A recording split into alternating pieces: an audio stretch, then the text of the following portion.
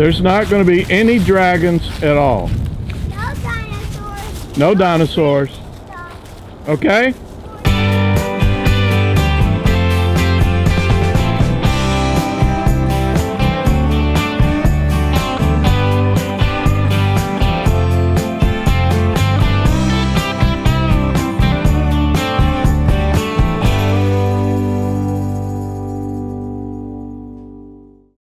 Well, good afternoon, everyone, and welcome back to the ranch. I'm Dr. Lee, and it is another beautiful day in South Texas.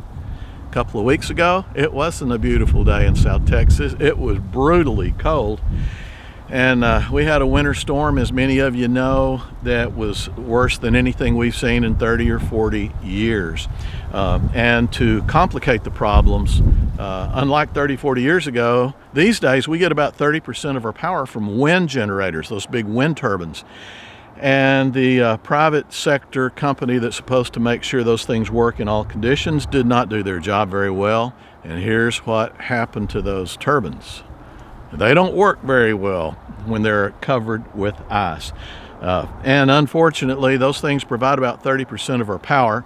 So the coal industry, the hydroelectric plants, and the nuclear plants could not make up for it. So we had rolling blackouts, and in some areas of the state, complete blackouts. We did pretty good out here on the ranch. We only had rolling blackouts about every 3 or 4 hours. The power would go out for 30 minutes or so, and except through the night. Sometimes it would be off for a few hours during the night after everyone was in bed. But it wasn't too bad. We've got a lot of people in this state that were a whole lot worse than we were. The problem out here on the ranch, we have heaters on the water wells, and we have heaters on the pressure pumps that put the water into the house with a lot of pressure. And with the rolling blackouts, those things the heaters would go off, the water would freeze, and it was so cold we never could catch up. So the water stayed frozen in the pipes. It wasn't enough to break any pipes, thank goodness, but it was enough that we only had a trickle of water for about a week, which was enough to fill the toilets, and we could also take sponge baths with that. So we were blessed there. Another factor, and I wouldn't say it's a compounding factor because it kind of made the situation better, is we had Matt and Meredith's kids through the whole thing. They had left to go to Florida for Valentine's Day, just a little quick trip to get away. And they got stranded over there because all the airports around here were closed. So we had the grandkids for a week, and we had a lot of fun despite the weather. And, you know, you'd think all that snow and everything, the kids would want to go out and play. It was too darn cold. The kids didn't even want to go outside. A lot of times it would be, you know, in the afternoon, it'd be, 10, 12 degrees outside. And we had 3 or 4 days that it was below freezing the entire time. So totally not a good deal. The grocery stores were just wiped out, totally wiped out. And to get something in a grocery store, you had to stand in line. I hadn't seen that in about 12 months, not since COVID broke loose. So it was a new set of dynamics. And, we did okay here on the ranch. The clinic had 3 lines break, the wellhead froze, and also the pressure pump busted. So my partner and I, we still own the building that the vet clinic's in, and we had enough parts from both his ranch and my ranch that we could piece together, and we got water back into the vet clinic. And we just now this week got a plumber out. You couldn't get a plumber. They were booked up 3 or 4 weeks out, and they're still working a lot of overtime just trying to get everything patched up. And there's still people with no water, people whose pipes broke in the freeze, and they've not been able to get them repaired yet. So it's been tough. And once again, our brothers and sisters in the white trucks, more heroes came out and got us all running. People from all these other states came in and helped all of our local guys put everything back together. So for all of you who helped us get through that, thank you very much. You were a godsend. The freeze was really, really rough on the wildlife, especially the non-indigenous or non-native wildlife, like the axis deer, the nilgai, the blackbuck antelope, and also some of the bats. We have bats here as native species. However, they're supposed to migrate. Over the last 10 years or so, they're getting where they don't care to migrate anymore, getting lazy, I guess. because the weather's been fairly conducive to them living here year-round. And these are Mexican free-tail bats, and this is one of the areas that has the biggest population of bats in the whole United States. So we have a lot here, and they did not do very good through the freeze. So I'm going to show a couple of pictures here. So if you're a little bit squeamish, turn your head right now. These are some dead bats that are all piled up here, and these are dead axis deer that on one of our neighboring ranches here. The ranchers are loading them all up to carry them off. They're okay. You can look back now if you with the queasy stomachs. The axis deer are from Nepal, and I looked up the weather in Kathmandu just to see what their weather was like, and it's pretty much like ours is here, without the extremes. So they just couldn't handle the 5-degree temperature nights. And this is a picture of me right now going out to the barn one night when it was less than 10 degrees. And this was the first night that our water shut off. And I got out there and found I could do absolutely nothing, despite the fact the power had come back on. I was putting more heaters on the pressure pump and all that, but nothing worked. It was a very helpless situation. So I've got a generator here on the ranch, and we have fireplaces and all that, but it just really made me realize how vulnerable we are when we think we've got it all made. But anyway, enough of that. One more thing about that, and that is some of the non-indigenous species did quite well. However, it was the type of species that has about a 2.5-inch coat of fat wrapping around their body. And you can see this one right here. I don't know what this sow was thinking, but she came up to our yard and was just destroying the ground. She had to get through the snow and ice to get down to the ground, but she still found a way to totally destroy the earth around here. You would think she would know better than to come up to the house where old demolition mat was raised, but I guess she didn't get the memo. One thing we did do, though, that was pretty fun is Lincoln brought up the fact that his daddy had told him that all of his dad's old video games and Uncle Mark's video games and Aunt Allie's and Uncle Drew's video games, that they were all still here at the house. And he said, "Do y'all still have all that?" And I said, "Yes, we sure do." And I said, "We even have the old TV that plays them all." And he said, "I want to play them." And I said, "Are you sure? We've got all these high definition games on the computers." I said, "You don't want to play those?" And he goes, "Nope, I want to play the old ones." So they got out the old Nintendo 64 and played Mario Kart and Perfect Dark and everything else, and just had a wonderful time. But, you know, that was a good thing to have, because we were looking for things to entertain the kids because it was so dang cold. They didn't even want to go outside.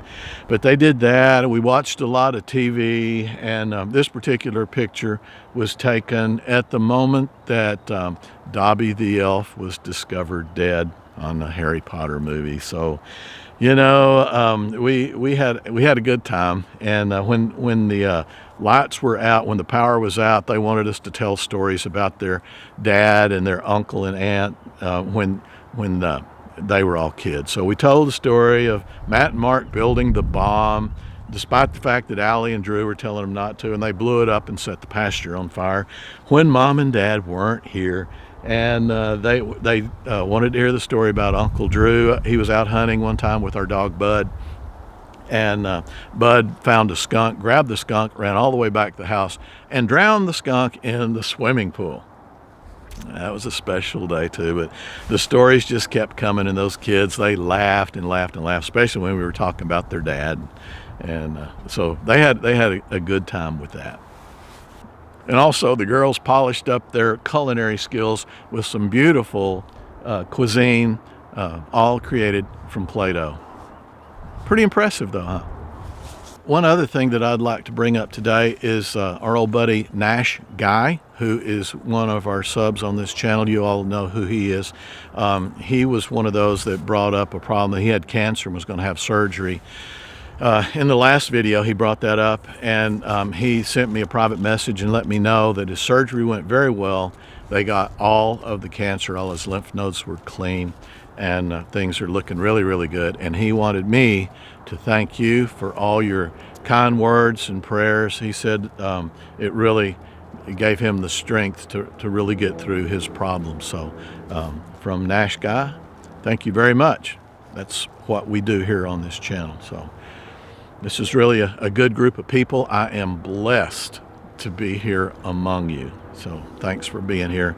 And as always, there's a lot of people that are in trouble right now. I've gotten a lot of private messages, a lot of illnesses, a lot of people who have loved ones that are very, very ill and asking for help, and a lot of people who are in financial straits due to not having jobs for months and months, or having situations that cause them to really be in a financial crisis. So if you would remember all those people and read through. If you have problems, put them down in the comment section.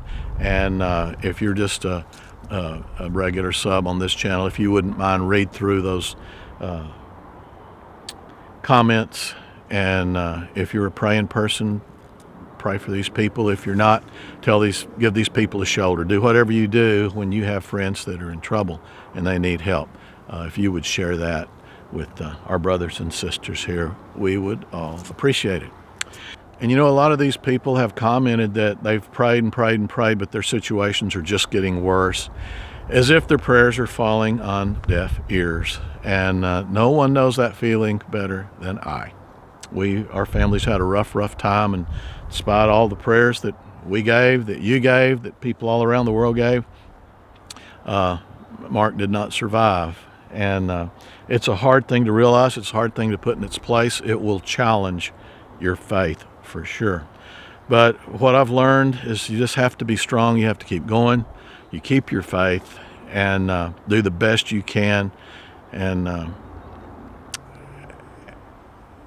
just realize the fact that we're not going to understand everything that happens to us here on this earth. I will tell you a short story. Story time with Dr. Lee, if you will. And this kind of relates with what we're talking about right now. There was a young preacher who took a job, and he was a young guy, and he was going to set out and he was going to set the world on fire. And he took a job down near the Mississippi River in an old, dilapidated two-story church that was built back in the 1800s. But it was full of a nice congregation. There were good people there, and he thought he was doing pretty well. And about 6 months into his preaching job there at this new little church, this new old little church, during one Sunday morning, the sheriff came to the door of the church. He opened the door and walked in, interrupted the service, and told the preacher and all the crowd that everybody needed to go home, that the Mississippi was flooding, and it was raining and raining and was not going to stop. And if they didn't leave, they would not be able to get home. So all the churchgoers left the church, and the preacher was standing at the door, and the sheriff looked back and he said, "Reverend Jones, are you not going to go home?" And Reverend Jones said, "No, sir." He said, God provides. I have faith, and I'm going to stay here, and I will be okay. And he goes, "Okay, suit yourself." About an hour, the sheriff came back, but this time he was in a boat, and the water was waist deep in the church. And he hollered on a bullhorn for the preacher who came to the door, and he said, "Why don't you come get in this boat and I'll take you home?" And once again, the pastor said, "No, I'm going to wait this out. God will provide." Well, another hour passes and the sheriff comes back, but this time he's in a Coast Guard helicopter, and he gets on the loudspeaker on the helicopter, and the sheriff hollers out to the pastor, and the pastor comes to one of the upstairs windows because the bottom story had completely flooded. And the sheriff said, "We can lower a basket and take you to safety." Once again, the preacher said, "No, sir, I'm going to ride this out." And the sheriff said, "Well, all right, well, be as careful as you can." And as the helicopter pulled back, the sheriff was able to see a wall of water totally collapse the church building on the preacher and kill him. So within just a matter of seconds after the preacher passed away, he woke up, and he was looking at an old man with long white hair sitting at a desk with a giant registry, a big pen, and two pearly gates behind him. preacher looks up and he said, St. Peter? And St. Peter said, yes. And he said, who are you? And the preacher said, I'm Reverend Jones from Mississippi. St. Peter said, okay, Reverend Jones, looks like you're a good believer and you've led a good life. You can walk through the pearly gates. And Reverend Jones starts to walk through the pearly gates, and he stops for a minute. He said, no, now wait just a minute, St. Peter. He said, I've got a little bit of a bone to pick with you guys up here. And St. Peter said, Reverend Jones, what is your problem? And he said, I was taught in seminary school, and everything I read in the Bible said, if I pray to God, that he will answer my prayers. And here I am, dead and gone to heaven. And St. Peter stopped for a minute, shook his head, and he put his pencil on the registry, and he looked up at Reverend Jones, and he reached out and he thumped Reverend Jones right in the middle of the forehead. And he said, Reverend Jones, we sent the sheriff 3 times. So, see, God answers prayer, but he doesn't always answer it in the way we think he should. So, take home point from that, keep your faith, be strong, do the best you can, and always remember to use your brain. God gave you a good brain, use it. Well, folks, that's about it from out here on the ranch. I really appreciate you stopping by today. You know it means a lot to me, as does all the wonderful comments you guys leave down in the comment section, and the way you take care, always take care of one another.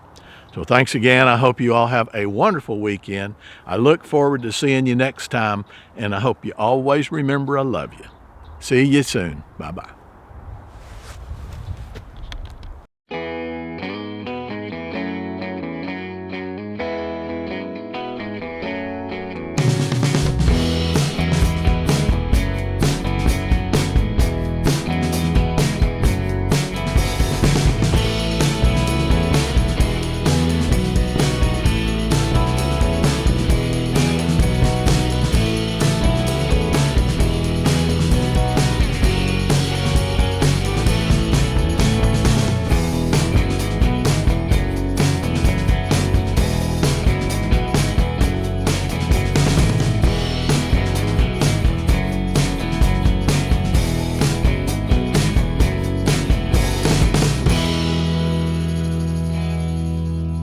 So what you doing there, Al? Neutering a dog, Dad. All right. Who's going to learn you? That's a mistake.